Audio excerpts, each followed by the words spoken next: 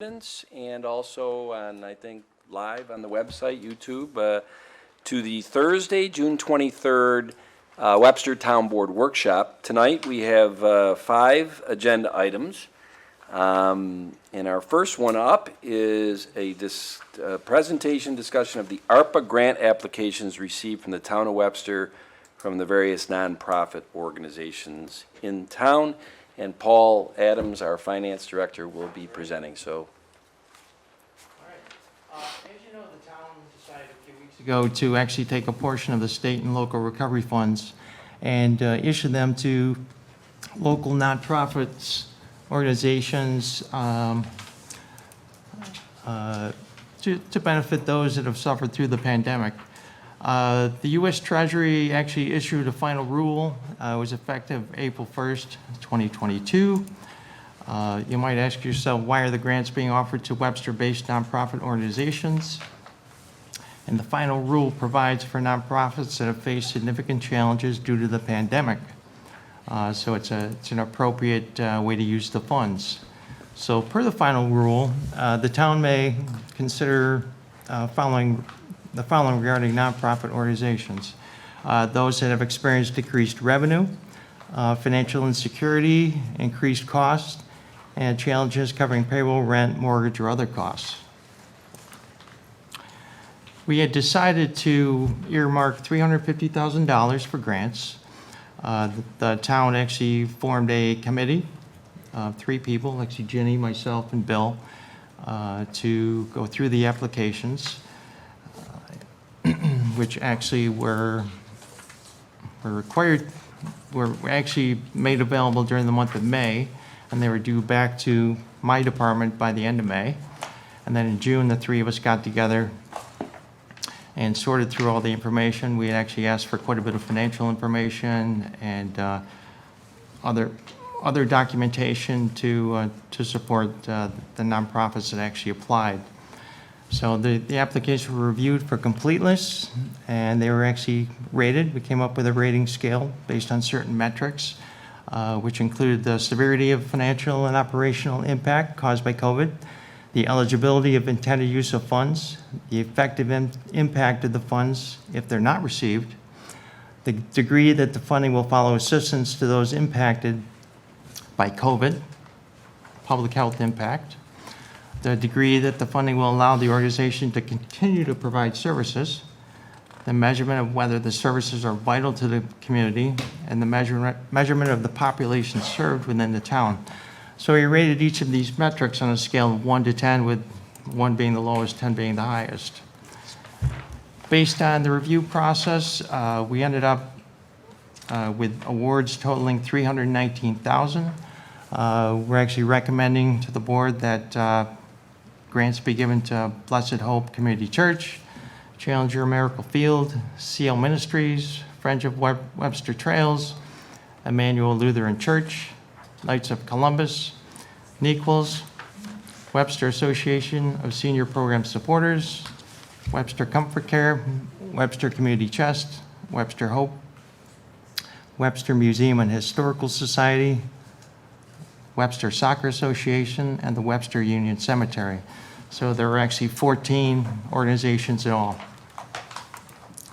Is there any way you can make the slide bigger? Pardon? Is there any way you can make the slide larger? I don't think so. I think we have, it's on full screen, yep. Unfortunately. Yep, and for attendees, okay, and I appreciate everybody being here. It's a workshop. This is out on the town website. Karen might be Yes. able to opine on that. I Yeah, you think can it print a was copy. uploaded yesterday, so it's accessible. All right, and Paul's doing a very good job of almost word for word reading this. So, okay. Yeah, basically reading it. So the grant awards are expected to be approved at the July 7th town board meeting. Each grantee will be expected to execute a grant agreement, which I've compiled. The ARPA funds were expected to be dispersed on July 22nd after the July 21st town board meeting. As part of the agreement, the town will have the right to audit the grants related to expenditures, So in the future, the town may ask for documentation to make sure that what was detailed in the purpose by the different organizations, so the monies are actually being expended for those purposes. Or if not, you'll be able to explain to us why. So just some compliance things. The town is actually required to file an annual report with the U.S. Department of Treasury. We filed the first one at the end of April, and it'll be due on an annual basis, March 31st of each year through 2026. So they're basically due of April of each year. And I'll have to provide details within that, how we have spent the money. Any questions? Okay, I just want to make sure, and thank you, Paul. You're welcome. When Paul, because I don't know how many attendees, and like I said, I love when the room is full. But if it's your first time coming to a town board workshop, when the finance director, Paul, says any questions, he's really directing those to the town board members. Tonight's not a, per se, public hearing or whatever, where the attendees are the ones asking the questions. So I just wanted to make sure everybody understood that. So,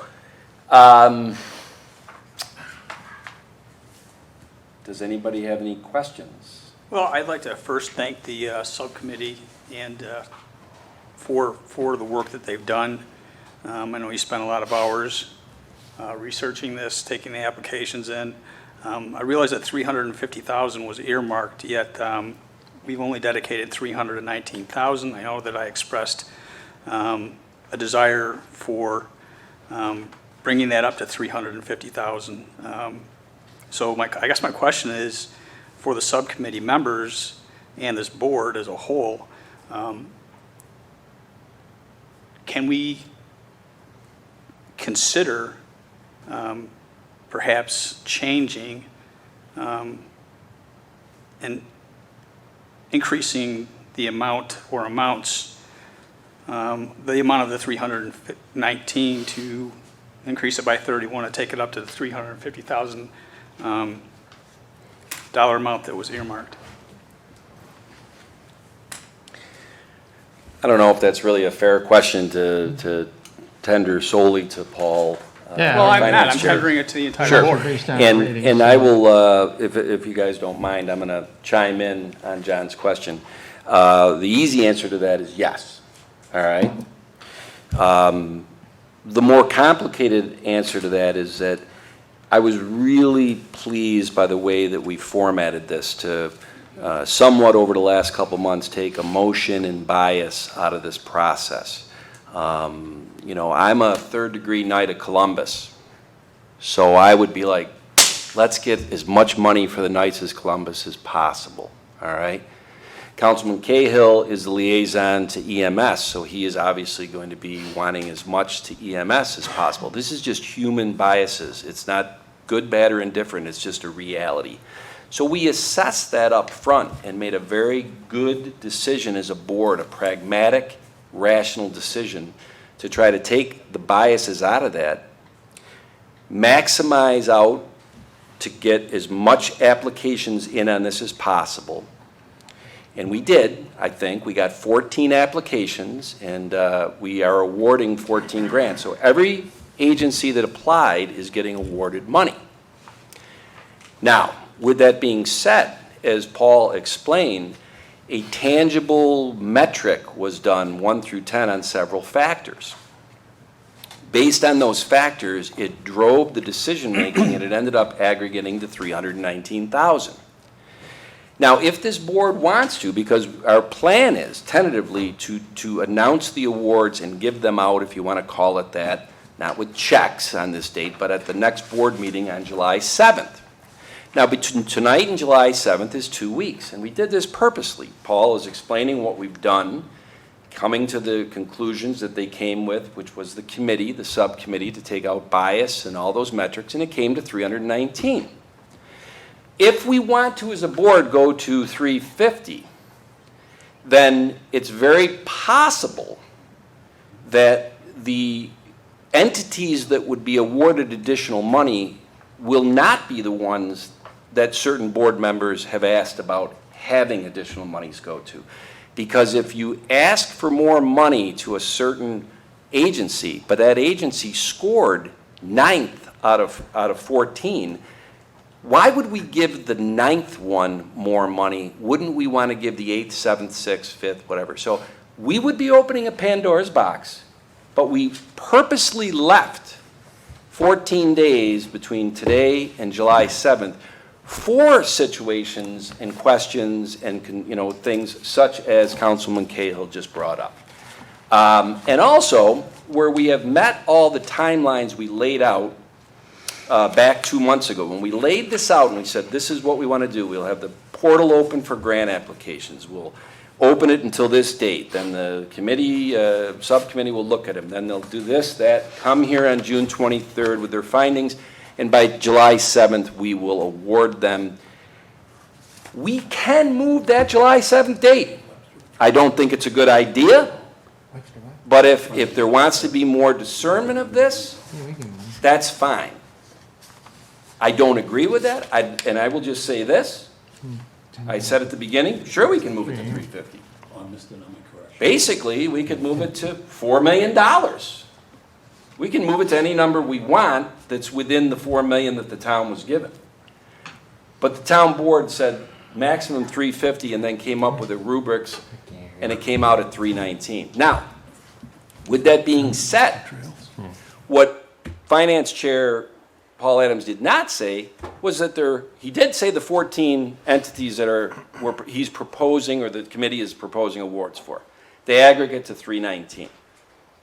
Those 14 agencies in aggregate asked for $820,000, Paul? Correct. Okay. It was all over the board.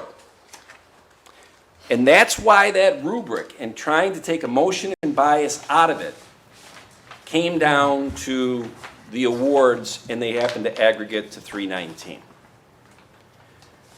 So I guess, and I'm sorry if I was too verbose on this, I want to hand off that answer to Ginny and Patty and Bill, understanding also that Patty and I are the ones that were not on this advisory committee. It was Ginny and Bill, so their answers on this may be very different than Patty's and mine, because they were tasked, Ginny and Bill, with Paul, of being the advisory committee that we entrusted to give this metric and take emotion out of it. I will sum it up. I don't think we should go over the 319. We should respect the process, and I don't think we should go beyond July 7th, the date that we have set up in the schedule. We've met every tangible date so far in this process. I think we should continue on with that. So that's all I got to say about that. That's a long-winded answer, John. It sure is. Thank you. And I will only point out that when we had the original discussion with respect to the 350 and opening it up to the 501c3s, which I completely agree with, and I think it's a fantastic idea. Part of that discussion and an expression was made that, well, we may have a significant number of 501c3s. Do we open up, or are we open to increasing the 350 to possibly 500,000? And I know that that's the point I had made, to increase the aggregate. And I know, Tom, that you had made the point also that we could also lower that amount. But I just wanted to bring that up again also. It was part of the discussion. Well, John, we all discussed the amount we were going to award. I know you didn't like the fact that it wasn't 500,000, that it was 350,000. I agree. I understand that. Yep. But this board decided on 350,000, and that's where we're at. Yep. When we went through this and tried to be as judicious as we could in assigning numbers to these organizations, this is what we came up with. Now, you may not agree with us, but that's the best we could do, trying to be as fair and impartial as we could. Now, Ginny had a different number to give, and I had a different number to award. So when we got together with Paul, we put all those numbers together and came up with what we agreed to award. Now, we just didn't say, well, we're not going to give somebody something. That's not how it worked. All the numbers are there for you to look at. I think you've been provided with them. Yes, I have. I'm not Yeah. sure, but when you look through those numbers, you'll see why the monies were applied the way they were. I don't think it's confusing at all as to what we did. No, and I respect the work that you all put into it, and I also respect the fact that we're having a discussion and allowing each board member to express their position, and that's what boards should be doing, in my opinion. We don't always have to agree, and we're not always going to have to agree, which is a good thing, but allowing each board member to express their feelings on a particular position or a particular issue, I think is a very good thing. So I appreciate and I respect your position and your opinion and the work that you did in putting this together. Okay. Also, I would like to chime in a little bit, if you don't mind. I would like to thank Paul Adams, our financial director, for coming up with the metrics and the point system for the ARPA grant for our Webster-based nonprofit organization. And like everybody, we all heard, Paul, Bill, and I have spent many hours looking over the applications for the grants. And it's not easy for us to come up with a number to see who have more and who have less. But again, we base upon the metrics system that Paul have created so we can be fair for everyone. And we graded them according to their scores. And I wish I could we have the grant to give everybody the amount that they requested it. That would be wonderful, but we don't. So I would encourage all the applications, to look at this grant as extra funding for your nonprofit organization. That is may not as much as you would like for it to be, but it's something extra that you do not currently have right now.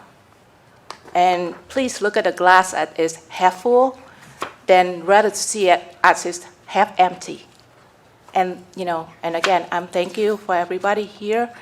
And like I said, we wish that we could do more, but it's the best we could do right now. I'm the only one who hasn't had anything to say. I was anxious to hear both Bill and Ginny because they were part of the subcommittee that reviewed this. And I just want to say I was really pleased to see the process, and I respect that process. I think that the rubric that was put in place for scoring these applications was spot on. I think you did a great job with it. And as I said, I do respect the process, and I respect the recommendation. Ginny, you're right. Everyone would like to be awarded everything that they asked for, and that just isn't possible. I'm only going to suggest one thing, and that is if there is an appetite on this board to go to the 350 amount, as John said, we're looking at 31,000 in addition. I would suggest that that be awarded to the 14 organizations, divided among the 14 organizations according to the scores of the rubric. Now that's some pretty fancy math that's beyond me, but It's really not. But that's what I would suggest if we want to do that and go to the 350. I would agree with that. Wouldn't bother me in the least. And Paul, correct me if I'm wrong. Not a bad idea. You would take every score, and I think they range from Yeah. 21 or 16 up Like to 17 to 62, something like that. You'd add them all up. You'd add them all up, and whatever that number is, let's say it's 300. Yeah, And then you'd take the score of the entity, and let's say it's 27, or let's say it's 30. And 30 divided by 300 is 10%. You'd take 10% of the additional $31,000 and you'd give them that $3,100. yeah, pro rata. It doesn't seem like fancy they math. said. Pretty cut and dry. That I could get behind. It's a good Okay. resolution. I mean, and I I think say that's more than that, but then fair. again, Bill and Jenny, we weren't on that committee. And I know the work you did, so I'm more interested in hearing, the advisory committees and how you went about it, what you think about that.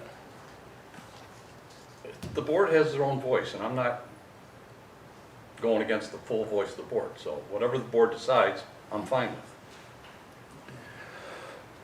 Well, I think, and like I said, we got 2 weeks until July 7th, that we would then be doing a resolution on July 7th that would be then listing down the 14 and what is proposed that adds up to either 319 or 350, right? Could I just make one more point? I have no desire to go beyond the July 7th. We need to wrap this up. I agree. Okay. And the input for the reallocation will come completely from Paul, with the intent that it reaches the 350 and no more. Yes. We have a deal, Thank you, Patty. because there was Bill? rational, non-emotional. It didn't cut into, well, this non-for-profit brought 5 people to this meeting, this run brought 20, so we really should give more money to the one that brought 20. I wouldn't have agreed with that. The way we just described it, that makes sense. So let's rock with that. All right, well, we went a few minutes over on that one, but now we're, the next item up tonight is, Paul, you're still up. Yeah, it's me again. A presentation and recommendations on the town capital project financing by Paul Adams, our finance director. Yeah, we have some significant borrowing coming up, so we just thought we would review where we're at. As you know, with the Sandbar Park, that project is underway. We're going to do a bond anticipation note, which are one-year short-term financing notes, and we have not borrowed yet. We're trying to decide when to borrow, which looks like it may be later in the year. So I took a look at project costs through December of 2023 to try to figure out how much we're going to need to make the various projects we're going to talk about work. So for Sandbar Park, it looks like we'd have to borrow about $3,189,000.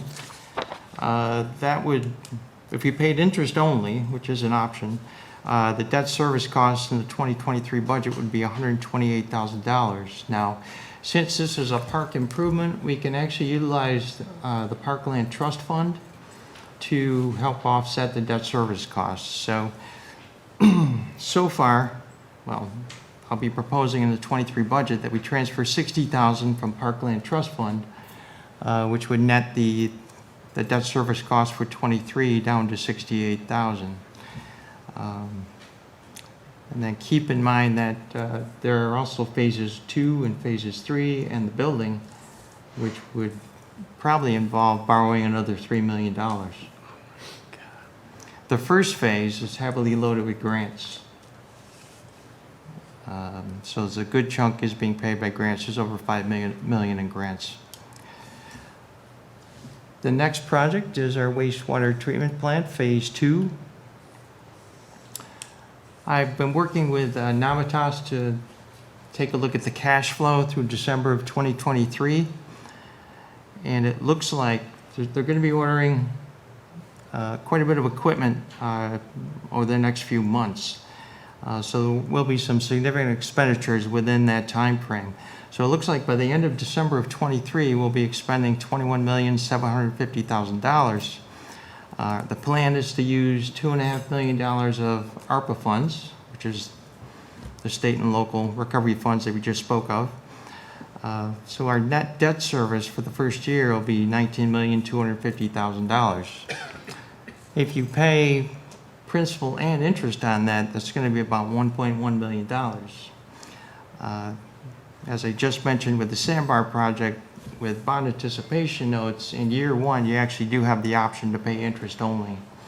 If we pay interest only, the cost will be, it's hard to say with the way interest rates are going these days, but it might be 4%, which would be like $880,000.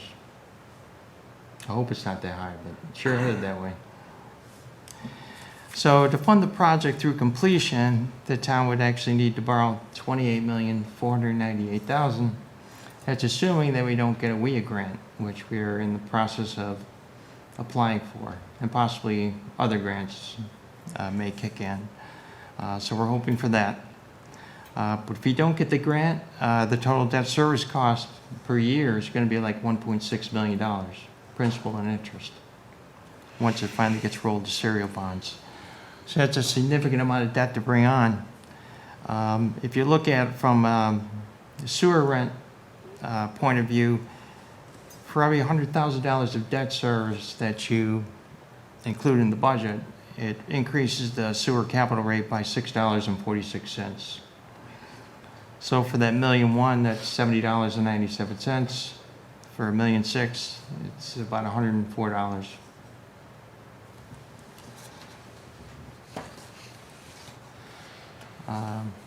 So, as I mentioned, the timing for the ban issue, the plan right now is to borrow in late November, early December.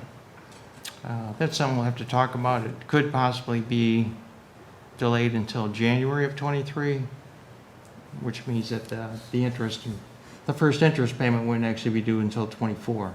So it actually would push it to the next budget year, which might give us a little relief. So I think it's good to float this as long as we can, because obviously the sooner we borrow, the sooner we start incurring interest costs. So the longer we can push it off, the better.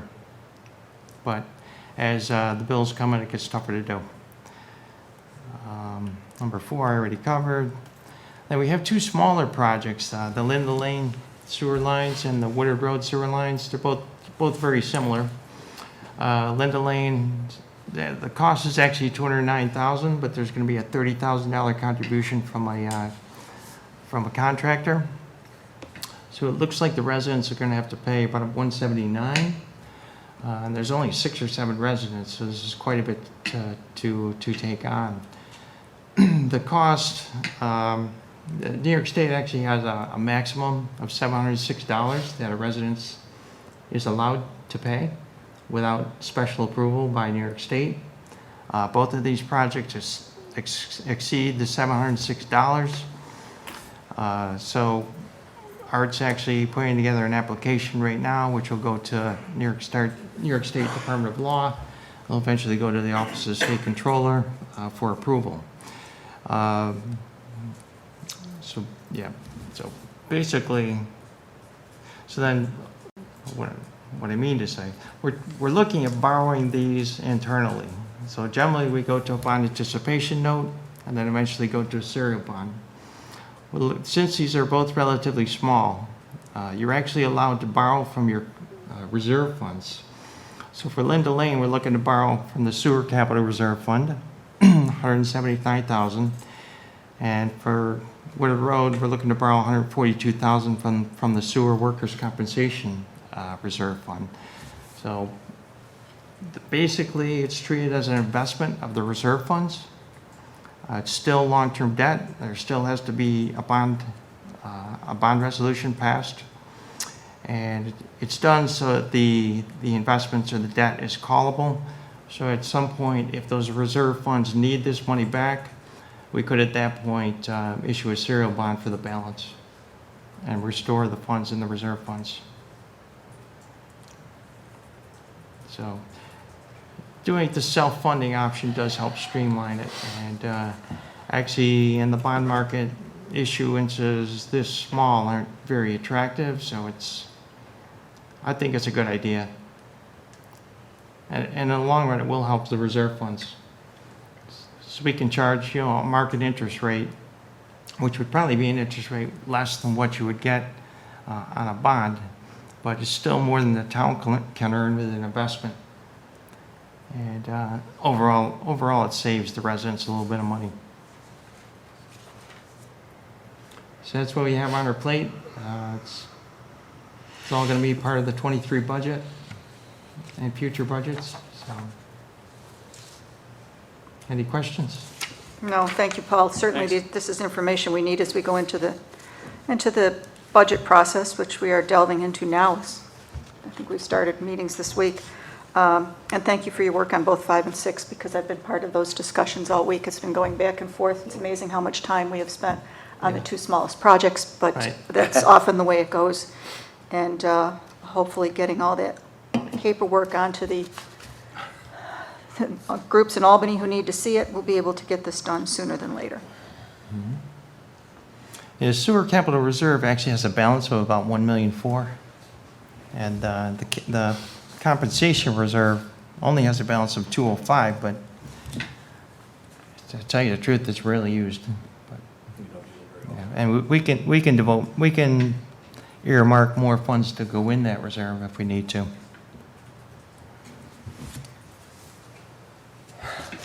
Ginny? Thank you. That's very thorough. John? Bill? No, I'm good, thank you. I don't know if it's so much question, but I wrote down 3 points that I think are important to understand and what can be sometimes a mind-numbing thing to hear numbers and all that stuff. It's a bit layman, but Paul brought up the option of interest only on these one-year bonds. When you pay interest only, obviously you have a less payment than when you're paying the full interest and principal. There's really 2 benefits to that. I was kind of surprised to hear from Paul, being an old mortgage industry guy. Right.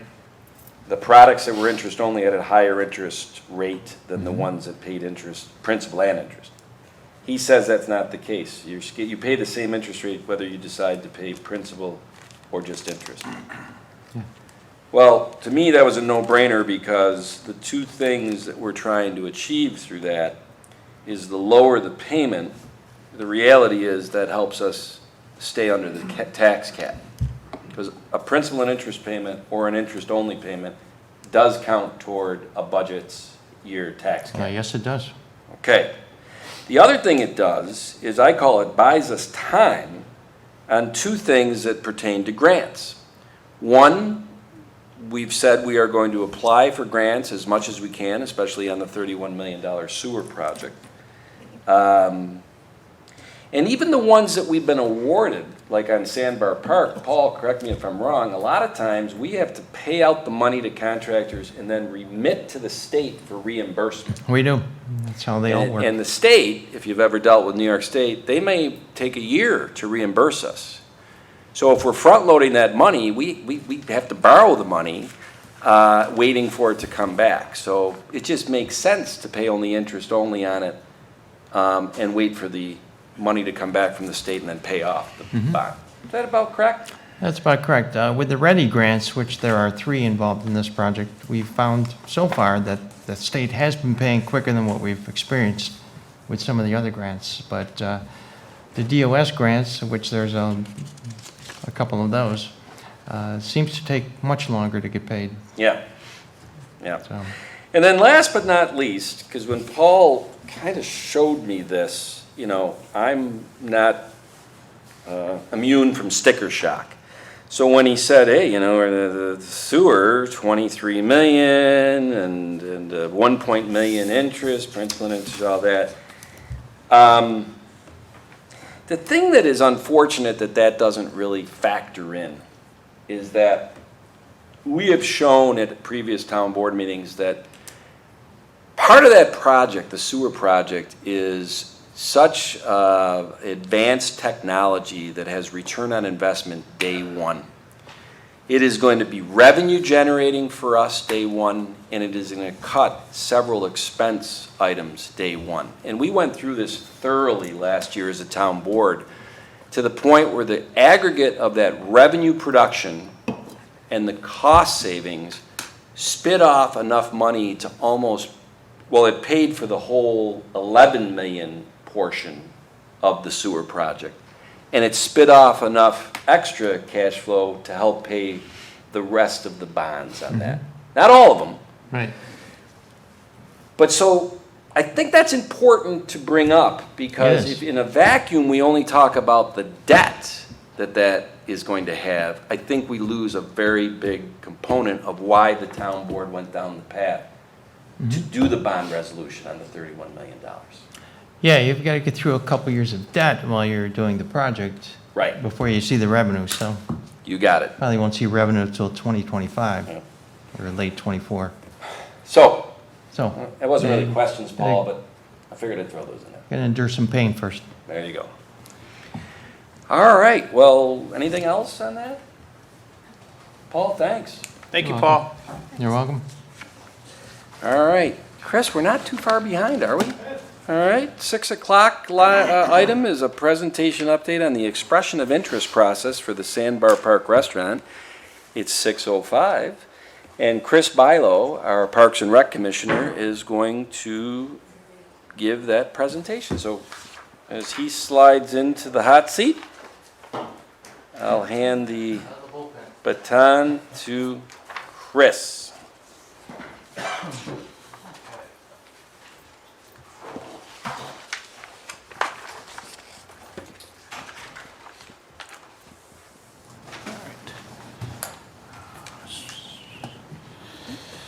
Let's see if I can do this right here.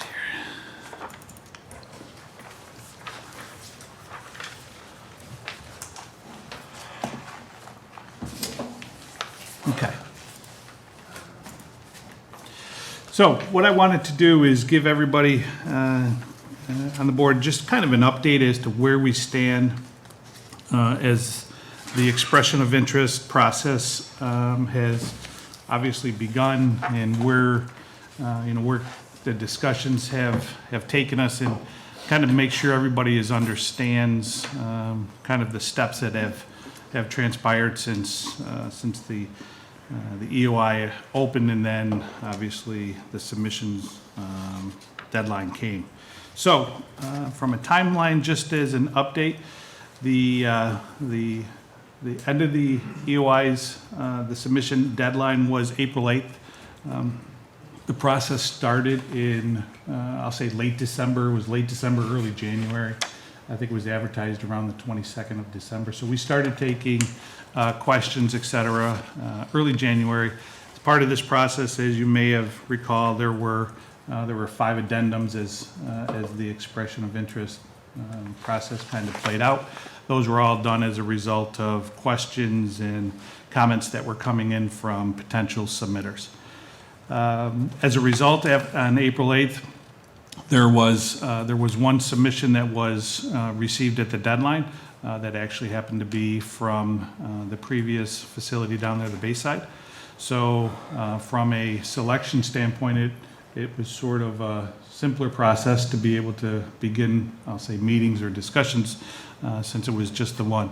We did have several, as I mentioned in those addendums, we did have several interested groups. However, when that submission did go on April 8th, we did just end up with just the one. So after we had kind of looked through that initial or that submission, the first meeting we reached out and we met with Rob and Tom, who were the submitters, also owners of former Bayside. Myself and the supervisor met with them. And basically the intent of that was, I'll get on the next slide or in a couple slides, just sort of allow them to have an opportunity to go through this submission.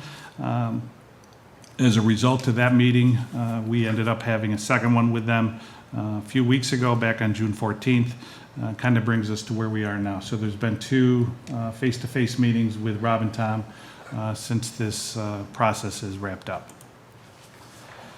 Just for general information, I did not put all the information, and I didn't include that in here, but I did pull out a number of the topics that either were pertinent to the discussions that we had in either of the meetings, but also relevant to the information that was submitted in the EOI. So some of the things that was asked as part of that expression of interest related around the vision. The information that was shared was, that the vision of that restaurant or that facility is to operate in a very similar manner as with the original restaurant, with improvements specifically to accommodate more customers. Bayside or the restaurant would expect to have around $600,000 in their estimation in pre-opening costs. Some of those include things such as trade work, kitchen equipment, initial inventory, insurance, signage, computer system. And again, that's assuming from a building or a facility standpoint, that's a shell or a vanilla box. So it basically provided them that structure, and then they would take care of the inside to the tune of around $600,000. As part of the EOI, we did ask for some information from an expense breakdown. one of the items that was listed in the expression of interest. They did list and I know it's not technically called a rent, but that's the common term for, their monthly payback. And they had that listed out at $3,600 a month, which is about on par where they were at the end of their operation. One of the assumptions that they had listed, again, as I mentioned, is just the vanilla box, which is basically the roof, exterior walls, floors, windows, and then an unfinished interior. One of the assumptions that they did have in the UI was seeking a credit or some sort of a rent concession to finish that interior, and that would be a negotiation piece. They were seeking a 10-year minimum agreement. Obviously, as you're aware, in some of our discussions, we could go up to a 15-year. So that was reassuring. And then the restaurant, one of the items that they also listed as part of their assumption is that the facility would be responsible basically for all interior items, any type of repair, et cetera, inside. All exterior repairs, maintenance would be the responsibility of town. Things like, the mowing, landscaping, plowing, building, anything on the outside of the building along with dock repair. And I only point that out because that's a little different than sort of the situation that's down there now, especially from a mowing, plowing, et cetera. That's not on the town's responsibility. From a meeting standpoint, this is the two meetings that we had back in May and then again a couple of weeks ago. First meeting, as I mentioned, just sort of an opportunity for us to kind of hear what their vision is, as opposed to reading it through that expression of interest, just to kind of understand where they thought this new facility may, or how it may fit in. We're specific as to sort of their mindset or their vision as to how it fit into this area. As we've heard a lot of comments about fit within that area. One of the things that I did mention in that meeting is the way that Sandbar Park area was, I'll say, viewed, or sort of the perception was that it was a restaurant location with the investment that the town now has in that area. Obviously, our intent is that the perception is that it's a park first. So ideally, what we're looking for is a facility that will sort of match that and not try to either overshadow or be part of the background. We want it to be, from a cooperative standpoint, part of that location. We asked, just from an expense standpoint, just some of their annual expense and initial investment around their $600,000, just to give them an opportunity to share some of their reasoning behind some of those costs. Again, we talked about the term length, and obviously being able to have a longer term length than what was noted in the expression of interest was a plus. And then also, we did talk a little bit about the design approach to the building in regards to what the building may look like. The size of the building, obviously, we know is sort of maxed out at a max of 2,400 square feet. Does it need to be that large? Is that their intent to go that large? Is it a one-story, two-story? So those kind of things. Got a little bit of a better understanding of what their approach is for what that building would or could look like. After that first meeting, one of the things that came of it, there were a couple of, I'll say, agenda items or to-dos. One was to investigate a land lease option, and then also how the payback of that loan for that shell or vanilla box may work out. So the second meeting, we discussed real briefly that the land lease really doesn't pertain to be an option for that location, for that business. And then from a payback of a loan for the building, again, I'll use the word rent. The question comes: does the town need to collect the total amount due, or are we able to collect less than what may be due in regards to the debt service? And that's really where I think we are with part of this presentation tonight, is to give the information to the town board for their so that they can make a decision on that. In regards to the loan, one of the things Paul was able to do is from a dollar and cent standpoint.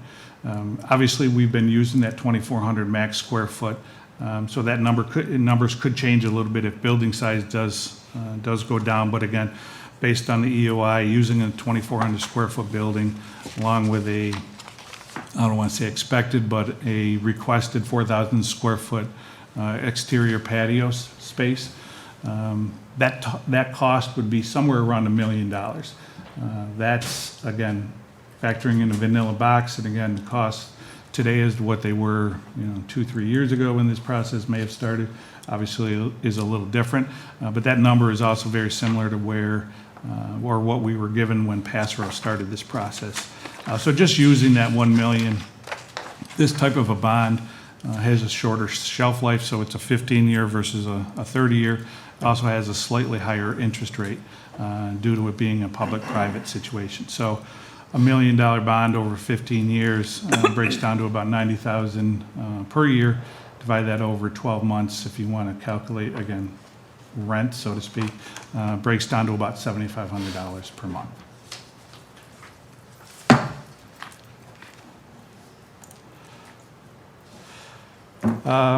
Again, from a future consideration, one of the things in regards to programming, we know the location and the features that are going into that park, but it is the intent of the Parks and Rec Department that location, Sandbar, will be used from a programming standpoint for passive recreation, and any business that's operating, as I mentioned, should also have a similar interest in regards to being collaborative in providing what's best for the community to that area.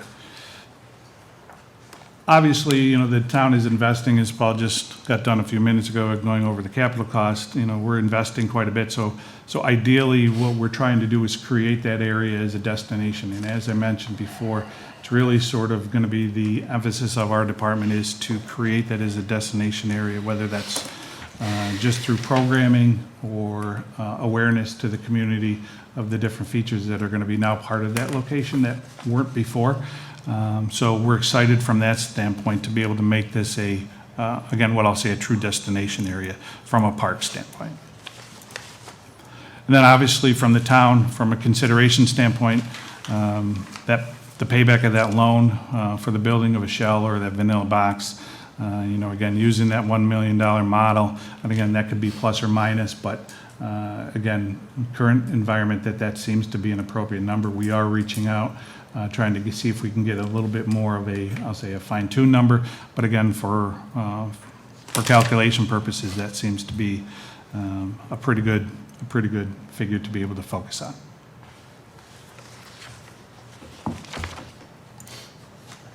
Questions?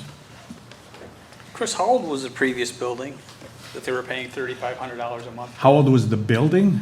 Yeah, it's pretty old, right? Extremely. Right? Okay. What's that? 1950s? And they were Yeah, it paying, was, I think even earlier, yeah. and at the time, they were paying $3,500 for Yeah. quite an old Correct. building. And they're looking at a rent fee of $3,600 a month, correct? Am I reading this right? Correct, as part of their expense, Right. expense breakdown, that's what they had listed. So they're expecting a $600,000 in pre-opening costs for, obviously the interior infrastructure. And they're also seeking a credit or rent concession to finish the interior. Any dollar amount talks about that? We haven't gotten to that point of the discussion yet. As far as the square footage of the building, 2,400 square feet it's a good sized building. So you're going to be having further discussions, I take it, with respect to what the need would be. Well, 2,400 is about 800 square feet bigger than what was down there Yeah. previously.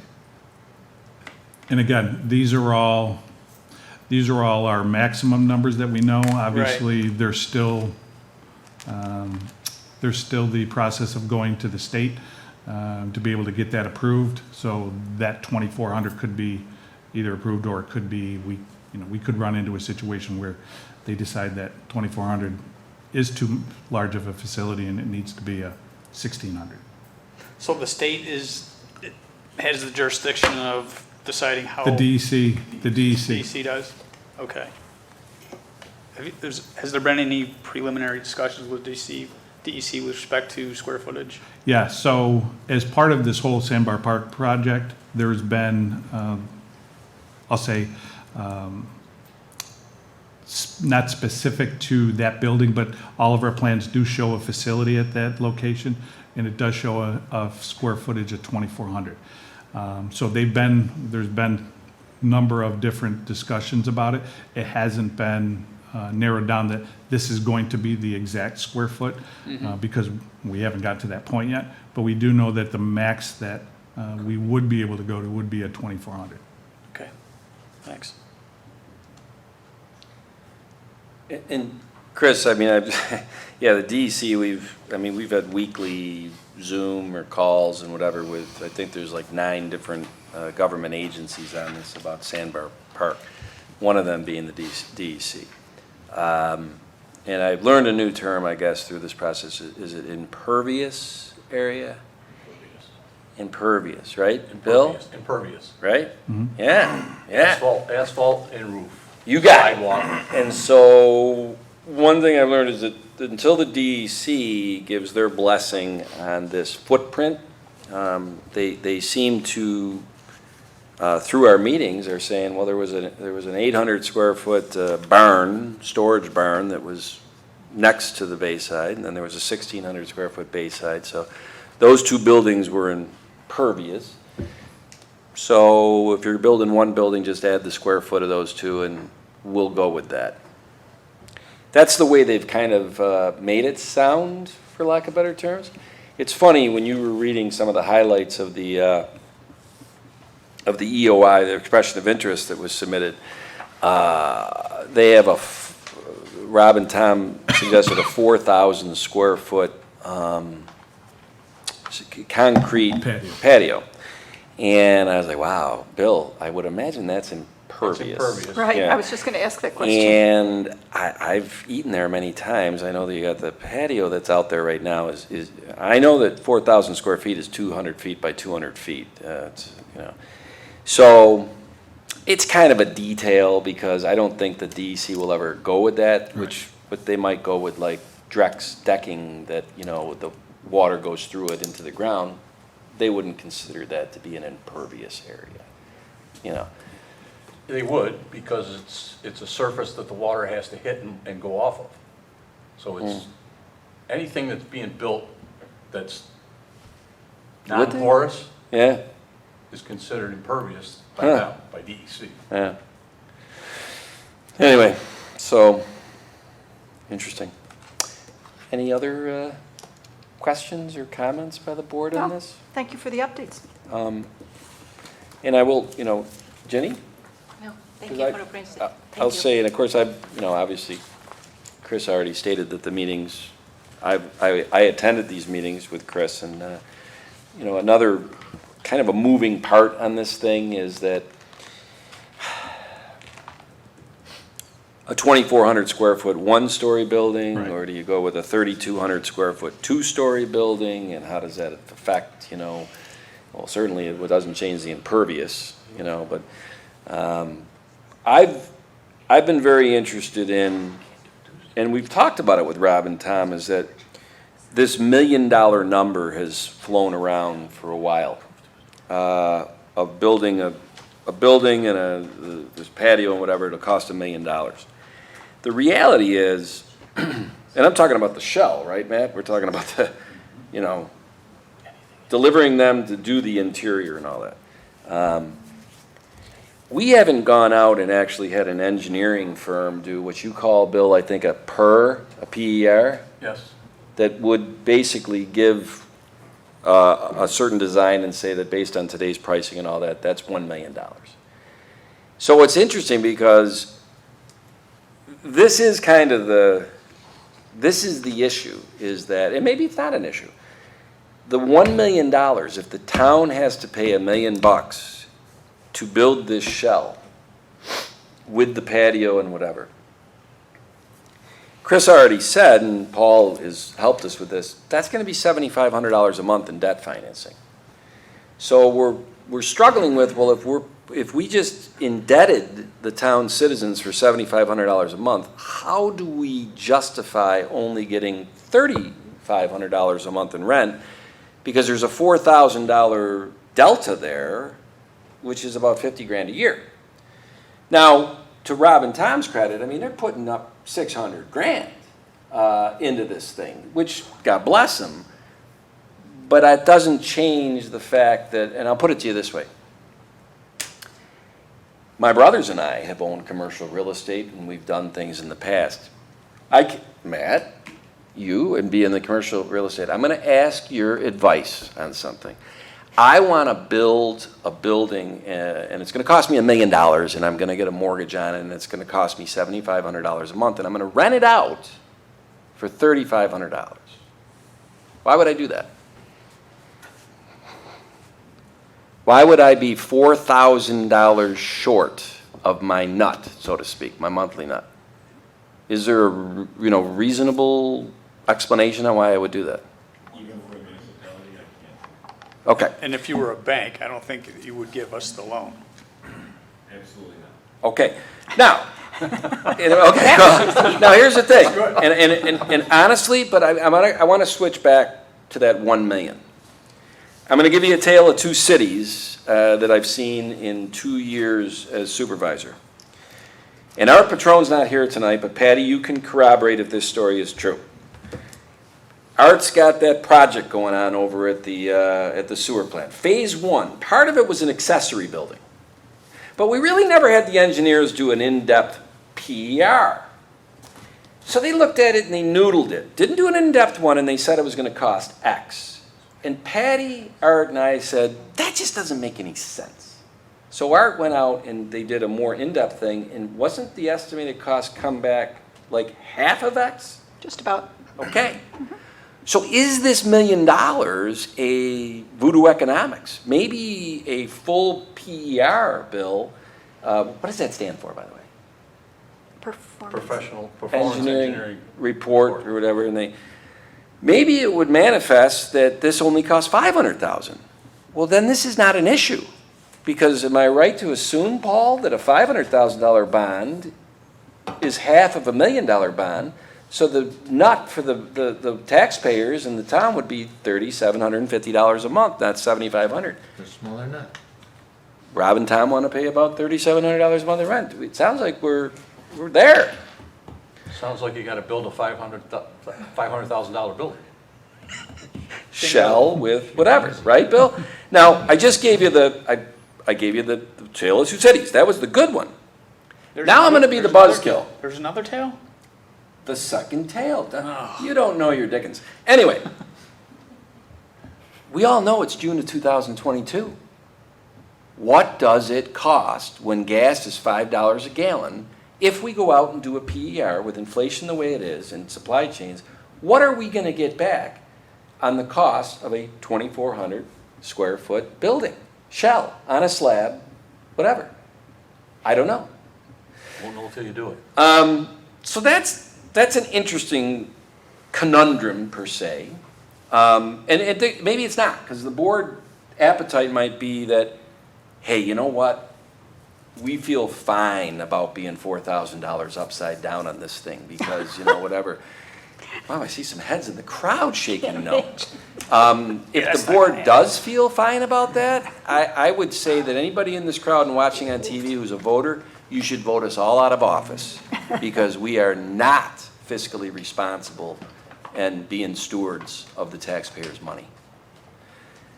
Now, the good news, in my opinion, is, and Chris, we don't have the engineers like Mary and Pat. I'll say Pat's kind of engineer, our highway superintendent.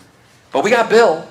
So I think you can corroborate this, Bill, and you maybe have heard it, is that because of what's happening there this summer down at Sandbar Park, and has anybody driven down there to see what it looks like? It's starting to look like a park.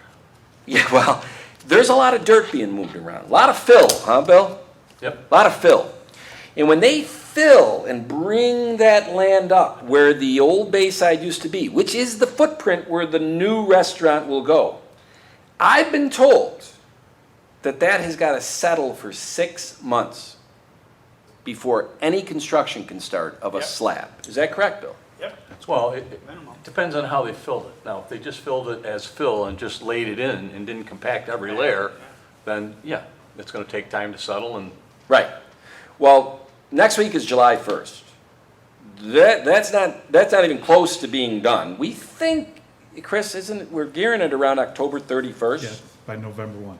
By November 1, lo and behold, that's when the access bridge opens back up. We need it to be, good.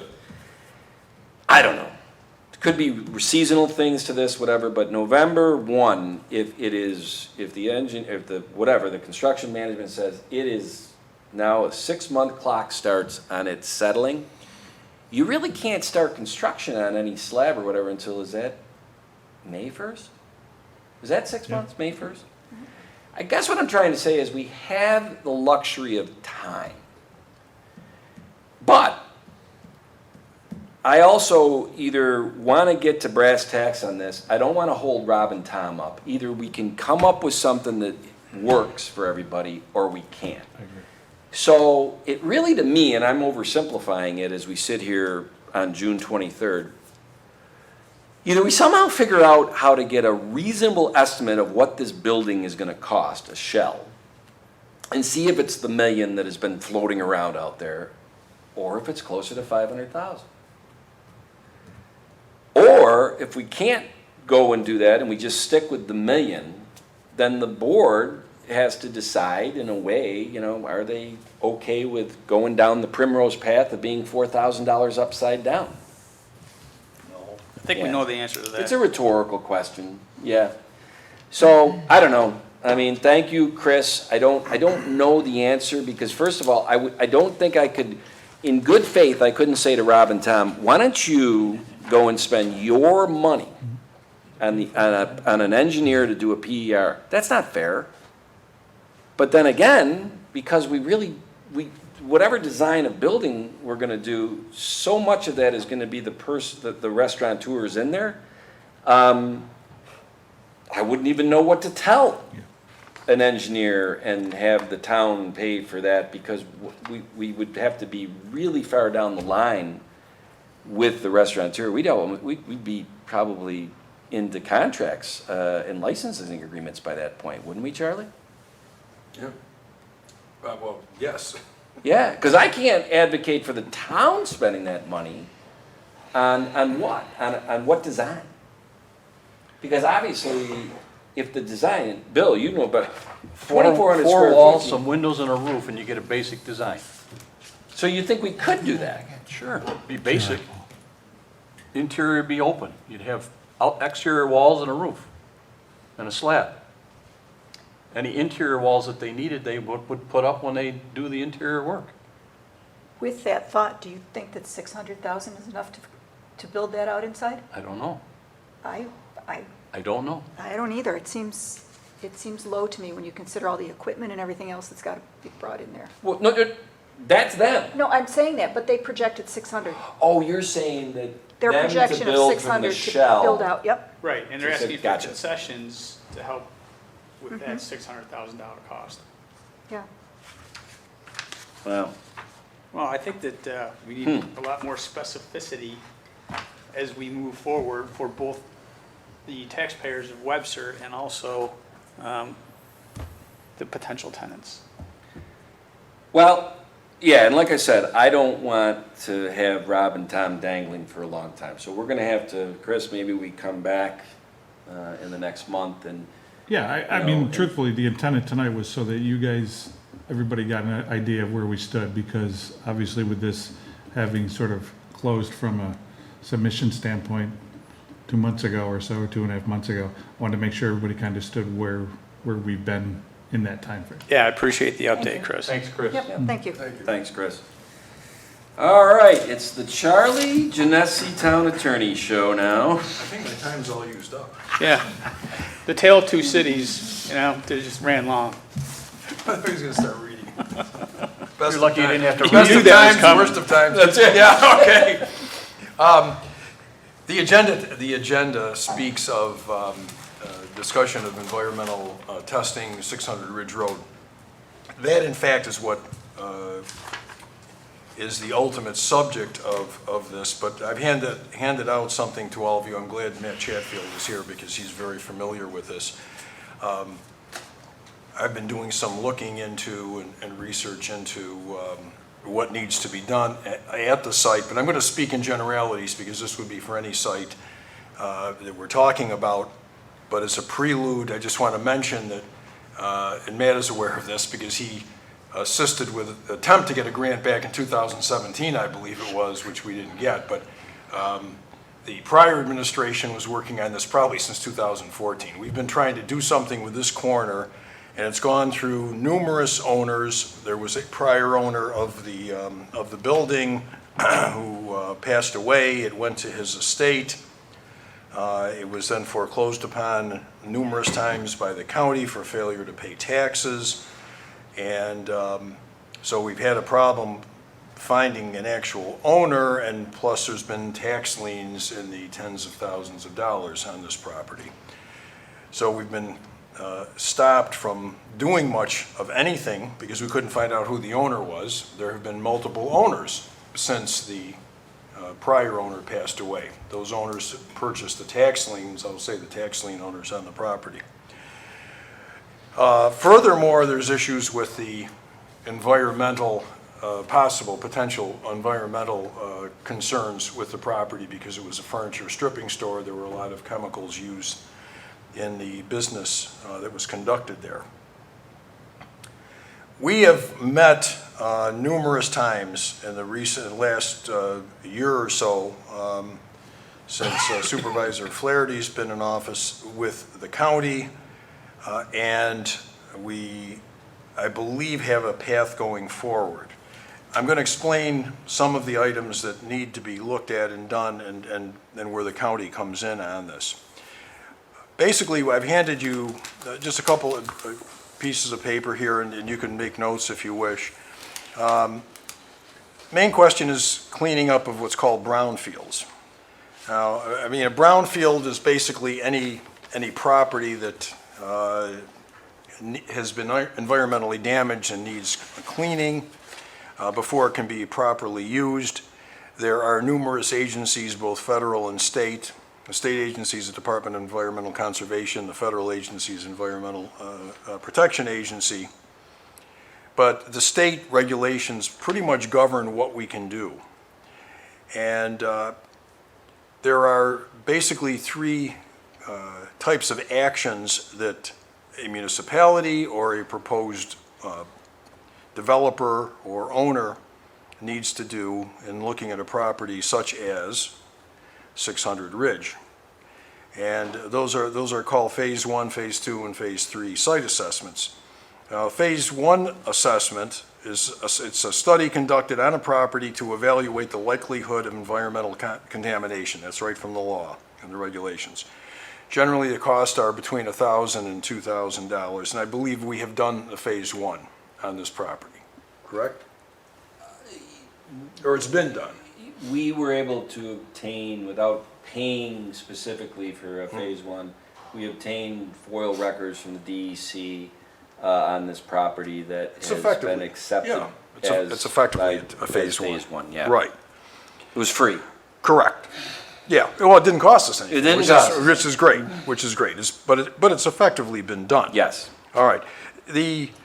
Having had that information, we presented that to the county, which has been foreclosing on it routinely for failure to pay taxes. And we are hoping to go to a Phase 2. Now, that's a follow-up to Phase 1. It's also known as a subsurface investigation or a site investigation. And this means actually entering the property, collecting samples of soil gas, vapor intrusion, groundwater samples, and then sending the same to a laboratory for impact. Now, generally, the costs are between $5,000 and $100,000, and a property like this is probably closer to the lower amount initially. Once that is done, it's determined whether or not Phase 3, which is removal of any contamination and remediation, is recommended. And Bill, feel free, I know you're an expert in this, so feel free to jump in at any time on this. Now, where we are right now is with the property, this particular property, is we have talked to the county, and we are in process of working with them under the environmental conservation law, particularly section 56-0508, because they, having the authority and the power to foreclose on a tax lien. I'm going to read this. This is dry, but I'm going to read it. May, upon 20 days' notice, seek an order of the court obtaining, quote, temporary incidence of ownership of such of a property for the sole purpose of entering the property and conducting an environmental restorative investigation. I don't know if the county's ever done this before. We did meet with various people in the county, the real property manager, real property office, the deputy county attorney, et cetera. They are interested in doing this. They did foreclose for, I think, the third time last week on the 15th. The property was attempted to be sold at the standard foreclosure auction. Nobody bought it, so the county effectively owns the property. They would have to, however, as the agency foreclosing, go to court and seek the quote-unquote temporary incidence of ownership so that they or somebody that they designate may enter the property. Right now, the town cannot enter this property. We don't have the authority or right to do it. It is still private property. So, hopefully that will be done within the next month or two. They will have to go to court.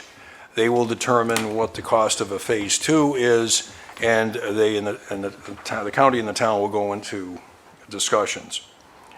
There are other concerns with the town getting involved, and the town does want to get involved. We do want to clean this site up. As I said, we've been working on this, looking at this. I go by it 10 times a week myself. It probably for a good 8 years. And we would like to see this property developed into something useful and clean. There is a question of whether or not there's civil liability. There may be civil liability by the town or the county for anybody going in there for any negligence, any damages done, not so much to the property, but to the environment. To two different places or two different entities. One is the governmental agencies. The EPA and the DEC could actually look at whoever is trying to develop the property or clean up the property, be it the town or a private individual, and find they're not doing it correctly or improperly and levy fines or require certain actions or costs. That's number one. Number two, there's also the potential, and I'm underscoring potential, liability to individuals who may be affected by a cleanup. For example, if you go into a property and you dig up and open up a field where gases or liquids seep out and go into somebody else's property and cause either physical damage or property damage, you could be opening yourself up to liability. And it could be pretty great liability. Now, the good news in looking at the law on this is that there are tax credits for developers, private developers who go in and develop a property or clean up a property, and there are both, there's tax credits both federally and particularly through the state, through the what's called the Brownfield Cleanup Program, BCP, which was enacted back in 2015, and the state has expended billions of dollars on this program. And it's something that a private developer would apply to the DEC for, and they would receive tax credits, not grants necessarily, but tax credits. So anyway, this is just the first and probably what will be a number of discussions or reports I will have. This is just to give you an idea of what can be done down the road. We are working actively on this as best we can. It's been frustrating at every turn. As I say, Matt Chatfield's been involved for at least 5 years. He can tell you the current supervisor's been involved since he's been in office, and all the board members are pretty aware of this particular corner, which potentially can be a great commercial corner. And I think that's something that would benefit the town, and both visually and economically. So, anybody have any questions on this or Yeah, comments? If we pay for the testing, we're not obligated in any way to do any type of cleanup. No, I'm thinking that the county they've already they have indicated to me that they sort of expect us to pay for the phase two, but they're gonna go out and shop around and then get somebody to, to do it, or at least to give us a price, so. I know, no, we'll find, if we don't like the price, we're gonna find somebody else. Well, yeah, why can't we solicit, because- if we're obligated to pay for it, or they don't want Well, to share in the cost, we're not obligated. Yeah, no. That's the no, wrong word. That's but- why I said, the frustrating part about this is we're the ones that are most affected. The county is too, but we're more affected. We have our hands tied. They are the only ones by law Yeah. that can go in and get this temporary Okay. incidence of ownership. And they call it just temporary ownership. They Right. can go in and basically own the property long enough to get testing done. somebody to come in and assess the environment. And then we go from there. And John and Charlie, it's interesting, and you did a very nice summary of this. I will say this, that you might remember that 15 months ago, in March of 2021, we had Logier Consultants in, who we've been working with, and they gave us a $12,000 estimate to go and do the boring holes and all the phase two Right. testing. Had a workshop on it, and at that town board workshop 15 months ago, what manifested itself at that time was two hurdles. One, it's a privately owned property. How does the town board justify putting taxpayer money onto a private property? That's a problem. That's a hurdle. The second hurdle, though, is the one I cannot get my mind around if there's any major risk of this, and that is that if we quarterback that testing and it shows that there's $1 billion of cleanup, the town cannot be in the liability position to do that. And that was what happened 15 months ago. And so we went back to the drawing board to try to address those two things. Now, the reality is this, and it's been, the town directly has nothing to do with this property. That's a fact. Chain of title and how it works, the county is the straw that stirs the drink. They do real estate tax foreclosures. That's how it works. They've actually foreclosed on it about 17 times, Charlie, not 3 times. And they do not own the property. No. Because what the county does. They sell the tax liens. And this is, they used to sell the tax liens, but until the people who bought the tax liens, they weren't going to buy them on this property anymore, as it got 7, 10, 15, 20 years delinquent. The county does this thing where at their tax foreclosure, if nobody buys it at the auction, then they look at the property and say, there might be some environmental issues here. We don't want it, and they give it back to the private owner. And this happens, and we just keep going and keep going and keep going. There's no end in sight, right? That's why that property has sat there for 20 years. Now, I'm going to call it what it is. It's a quid pro quo. I love that term. Last couple of years, it's gotten an ugly mark on it, but I still like the term. Is that Greek, or is that No, Latin? that's Latin. It is Latin, okay. So it really comes down to this. The county will play ball with us, with the town. If we agree in an MOU, a memorandum of understanding, or an IMA, an intermunicipal agreement with them, to bear the cost of this phase 2 testing, and in exchange, Charlie, they will execute all that court mumbo jumbo that you just said for the 20 days and get temporary control so we can go do the testing. Now, that brings us right back to full circle of 15 months ago. Does the town board, as we're working with the county on this, how do they feel about the town paying money for, Logier was going to do it for 12 grand. The county has to do it with their contact. They said this to us. It's not, they don't bid it out. They have a firm they do business with under contract. And their attorneys are looking to give the scope and whatever. Right. We haven't heard that price tag yet. No. But we have a point of reference because Logier Consultants was gonna do it for $12,000. So issue one, right back to 15 months ago, is how do we feel about the town paying for that?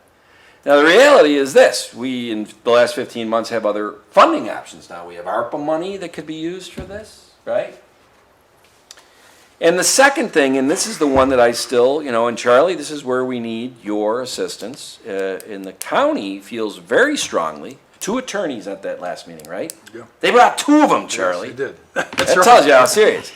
They made it pretty clear that this process you just described totally keeps them out of the liability of any found problems. Keeps them out of the Keeps liability. them out. Right. But they said, and I give them credit for this, one attorney to another, professional courtesy, Charlie, we're not making any statements that keeps the town out of liability. So that's where it's on us to do that Yes. research, Right. precedence, all that, to see if we agree to do it, how do we feel about the chance that the town would be in a risk liability if there is a ton of remediation? And that'll be something, obviously, I will advise the board on, probably, at a workshop or something if we're talking about, an executive session. But I think we have to look at each step. We have to see what the liability is of a phase 2, and then beyond phase 2, if there's Yeah. anything necessary, there may not be liability at phase 2, there may be at a phase 3. It's really not, I've done a lot of research on it, it's not clear. No, it's not. It's I mean, that's where. And that's, the one thing is good is I think the state, which of course has put an enormous amount of regulation here, did come up with this BCP program because I think they realized they wanted to encourage cleanup of these, that having dirty properties sitting around was doing nobody any good. And they wanted people to get involved, and they realized they had too many penalties and I guess too much stick and not enough carrot, so, Yeah. yeah. And Matt, you're here, and you're not at the podium, but we're in the middle of we got a grant for looking at the whole neighborhood there, the West Webster hamlet, and the focal point, the nucleus of that hamlet is ridge and gravel. And ridge and gravel, everybody knows, is 600 Ridge, the furniture strippers, and the old Jade Palace. Like I said before, the town has no direct tie to this stuff legally and whatever. The town's problem is that property sits in our town, and if something isn't done on it, then it just will continue the degradation of that whole neighborhood. So this grant that we got, and is it not Nichols, who's the consulting firm that's? Ingalls. This is all for naught, if you ask me, if we don't in parallel get this thing taken care of. It's all for naught. So, anyway. Anyway, this is only part 1. Yep. We'll go. Yeah, because you're right. If they come back and say our contractor says it's $97,000 Yeah, right. to do that testing, well, I didn't say that the town, I'd advocate we pay 97 grand. I think 12,000 from Logier for the scope and all that. Okay, we can talk about that, right? So we'll see. You're right. We have to One see thing, what one they. thing I will say I'm pleased about is that finally they have, as you commented from the last meeting, they had 2 attorneys and other personnel. They have finally taken an interest in this property, which is good. Yeah. So Yep. hopefully we can work out a partnership of sorts. Thanks. Any other comments, questions on that one, on our good friend 600 Ridge, the furniture strippers? Moving on. Okey-dokey.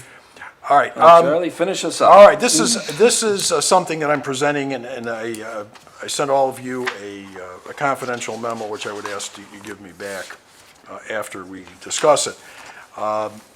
This is in regard to what's called tax certiorari litigation, which we always have dozens of these in process at any given time. The reason I put this on at this time is because the town and the school district are both seeking approval of their respective boards. The school district is meeting on the 5th of July. We do not have a meeting until the 7th. We wanted to get this thing moving for both administrative purposes, so the assessor can change the role as need be if the town and the school district approve, and also frankly to get this off the table because we've done a lot of work on it. Now, this involves the Target store, which commenced back in 2019, Article 7 proceeding, and has commenced proceedings every year thereafter. They have not yet proceeded or started a proceeding this year because it's too soon. They would have to wait until actually August 1st is the absolute first date they can file. But this will take care of this year as well. I've given you a breakdown of basically of the history of the litigation in this process. For the record, it's the property's at 1050 Ridge Road. You have the tax account number. You know it sits at the Webster Town Center Plaza. The school district attorney and myself have worked with the attorney for Target and trying to craft a resolution of the litigation. We have had an appraiser look at the property, give us expert opinion. What is interesting is that the town unfortunately has been both benefited and hurt by the increase in value. It's hard to explain, but generally speaking, what's called the equalization rate goes down as the property values go up until we have a revaluation. We've not had a revaluation since 2004. We are looking hopefully at one next year, but that's in process. Bottom line is, because of the lowering of the equalization rate and the assessment staying the same, the market value of the property continues to climb. Because of that, the property may be overassessed, or at least it's overassessed according to the petitioner. And we have come to a compromise, which I've laid out for you, and thanks to both the assessor and the town clerk for assisting with the table, which is the last page I've given you. And it shows that over the 4 years, the assessed value for the 4 years has been $10,500,000. The agreement that we came to was no reduction for the year 2019, which was the first year, therefore there will be no refunds requested by me or by anybody else. There is a reduction in value of $1,535,000 for the year 2020, which we calculated a refund in the amount of $8,132.05. For the year 2021, there is a reduction of $2 million, so the assessed value will go down to $8,500,000. The calculated refund will be $10,865.81. This year, we have consented to a roll, which it'll be a correction on the roll, of a reduction of $3,154,800. There will be no refund because the roll will be corrected. So the total town calculated refund will be $18,997.86. Now, the question is, all right, why should we do this? Because frankly, we do have an exchange date. It's in the future, but we are bound to turn over our appraisal, as is the other side. We are convinced that if we do that, the court will look at this, and two things will happen. That we will probably or possibly have a judgment or a ruling by the court which will be less than this agreement, number one. Number two, interest and penalties will probably accrue. So I am recommending, based on the memo that I've sent you, that the town board agree to pay this refund in the amount of $18,997.86. And Charlie, this would be something we'd have a resolution on. I will, Seven. no, tonight. I'll draw up a resolution. It's just a resolution to approve the settlement. This is a settlement that, it's not going to go into effect until, frankly, until the school district approves also. So both of us would have to be on board. I'm not going to sign anything until both parties agree. The Okay. assessor's on board with this, obviously. That's what I was going to ask. I mean, this is a tangential sort of question, but not, I agree with what you're saying, but where does money come from? What fund does money come from? That I don't know. That's, Because this is not the first time we've done this year, if I no, and remember we'll probably correctly. be doing it other times too, Right. yeah. We have a lot of litigation, but we try to settle them going forward only and Yeah. or get them dismissed. But occasionally, when we get an expert, we're bound by that expert opinion. Sure, no, As you I know, understand, I'm just trying to, No. Whether it comes out of a Where the money reserve where the money account? There is no fund. Unlike the school district, and this is where we're Right. sort of, the school district actually has a certiorari fund. They can go in there and dip into it and take their Right. refunds out. Now, their refunds are always 5 times ours, so their refund Sure. is gonna be close to 100,000. Yeah. But that's not our problem, that's their problem. Our problem is coming up with the 18, I'll just almost ask Paul 19,000. tomorrow. It's no, I should have probably Take it not out of even fund brought it balance. up. Pardon? I think think it Paul probably takes it out of fund balance. Yeah. Yeah, makes Yeah. sense. And I don't, okay, is this the whole plaza? No. No, Just Target, Target. just Just a Target. Target footprint. We actually are in the, I'll be coming with other parcels, which are also, so we took care of the Paychex earlier this year, I don't know if you remember. Yeah, I do. The old Paychex building, and Kohl's, we're in the process of settling Kohl's, but I'll give you information on that Yeah, at a different okay. time. Well, I apologize, I misunderstood, that when we added this, that you were gonna explain and then we'll do the resolution at the board meeting, but it's not without precedent that we've done resolutions. Oh, you could, it's up to you, at I'm a asking that the workshop. board do it now based on this, it just, I mean, like I say, I'll prepare the resolution for the town clerk. Yeah, because based on what you've said and what I read here and since Donna, and it makes sense to me. I just don't know how, the rest of the board feels about doing it tonight versus July 7th, and is there any problem doing it July 7th based on is like the school board waiting, will they not do it on July 5th if we haven't already done it?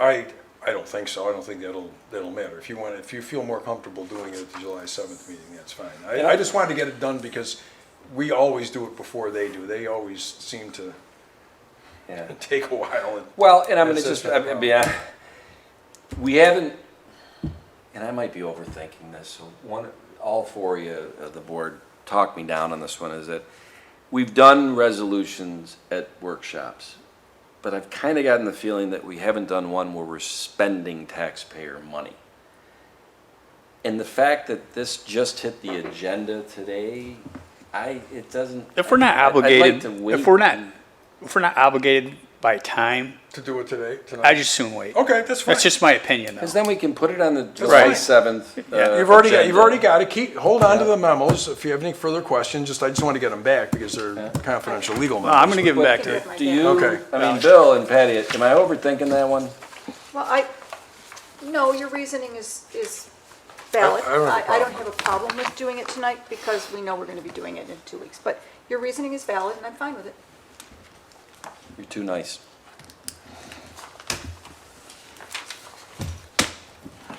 Thank you. Thank you, Charlie. Well, guess what? Thanks, Charlie.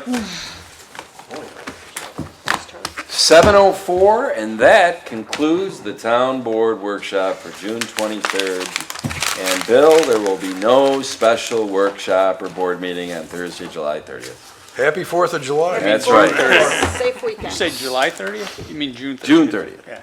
Yeah. July.